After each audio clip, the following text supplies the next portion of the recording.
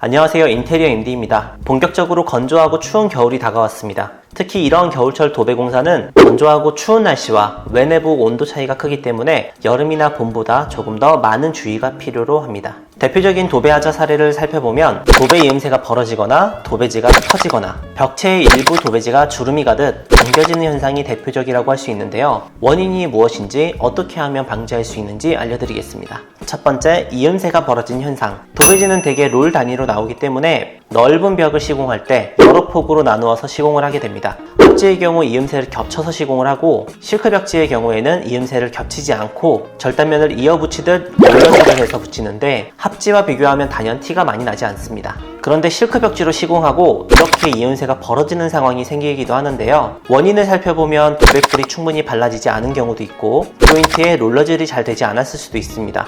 혹은 바람을 맞는 이유로 급격한 수축이 되면서 벽지가 당겨지는 현상이 원인이 돼서 나타나기도 합니다. 두 번째는 주름 발생. 우선 도배를 하고 난 직후에는 벽지가 울퉁불퉁하거나 축 처진 주름 현상이 나타나게 됩니다. 이건 도배 시 액체 상태인 도배풀을 접착제로 사용하기 때문에 도배지가 습기를 잔뜩 머금고 있어서 벽지가 다 마르기 전까지 나타나는 현상입니다. 습기가 다 마르고 나면 예쁘고 깔끔하게 펴지는 모습을 볼 수 있을 겁니다. 그러나 전체적인 주름이 아닌 특정 부분에 주름이 생기는 경우는 크게 두 가지입니다. 일부 벽지 자체가 얼룩처럼 주름이 간 경우에는 도배지가 완전히 마르기 전에 무리하게 환기를 하거나 외부 외기가 들어와서 골고루 마르지 않고 바람이 닿는 일부분이 먼저 급격하게 마르면서 벽지가 당겨지면서 틀어진 현상이라고 볼 수 있습니다. 또 기다랗게 축 처져서 주름이 생기는 경우가 있는데요. 이런 것을 보고 네바리 자국이라고 합니다.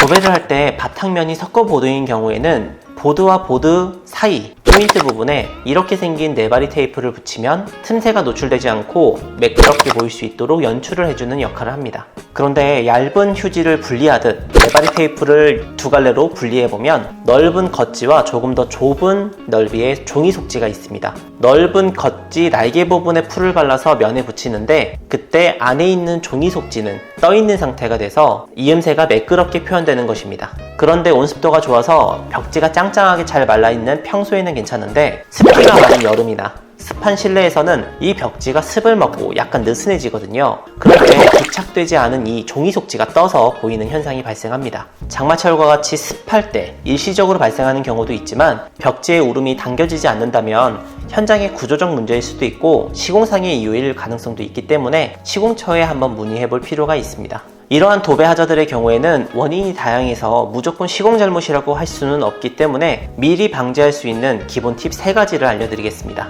첫 번째, 온도와 습도 체크. 도배는 도배지를 붙일 때 액체 상태인 풀을 발라서 벽면에 부착을 합니다. 그런데 온도가 낮아진다면 풀이 마르는 시간이 길어지거든요. 아니, 습도는 습하면 늦게 마르는 거고 건조하면 말리는 입장에서 좋은 거 아닌가? 라고 생각하는 분들 없으신가요? 그리고 대체 왜 온도가 낮으면 풀이 늦게 마르는 걸까요? 제가 작업하는 작업자분들한테 물어보면 자세한 이야기를 듣지 못하는 경우가 많습니다. 사실 여기에는 과학적인 이유가 있는데요. 같은 부피의 공기량이 머금을 수 있는 수분의 양은 온도가 높을 때 비교적 더 많은 수분을 가지고 있을 수 있다고 합니다. 그래서 높은 온도의 공기가 낮은 온도의 차가운 유리컵 같은 걸 만나면 갑자기 공기 온도가 내려가면서 가지고 있는 물을 뱉어내게 됩니다. 이게 주변에서 흔히 보이는 결로 현상이라고 하죠. 유리컵에 맺히는 물이요.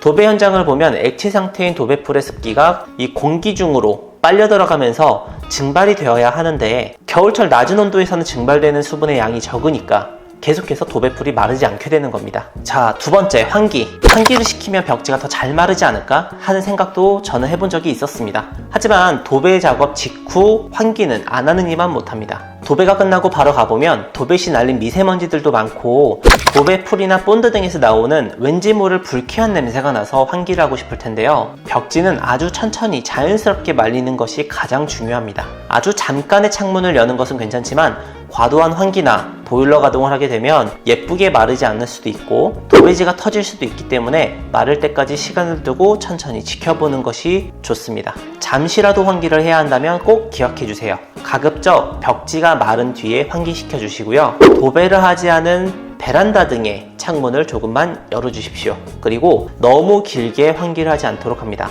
도배 후 환기의 포인트는 벽지에 맞바람을 바로 맞지 않게 하는 것입니다. 세 번째, 건조 시간. 겉에서 봤을 때 도배지에 주름이 없어졌다고 건조가 끝난 것은 아닙니다. 일반적으로 도배지 속까지 마르려면 날이 좋을 때 기준으로 합지는 하루에서 3일 정도를 생각하고요. 실크벽지의 경우에는 최소 3일에서 7일 정도를 예상하는 것이 좋습니다. 이 기간 동안에는 되도록 보일러를 너무 세게 틀거나 오랫동안 창문을 열어서 환기시키는 것은 되도록 자제해 주시는 것이 좋습니다. 그리고 말씀드린 기간은 절대적인 것은 아니고요. 현장 환경에 따라서 다를 수 있으니까 대략적인 참고사항으로 알고 계시면 좋겠습니다. 그럼 저는 더 좋은 인테리어 정보 가지고 돌아오도록 하겠습니다. 감사합니다.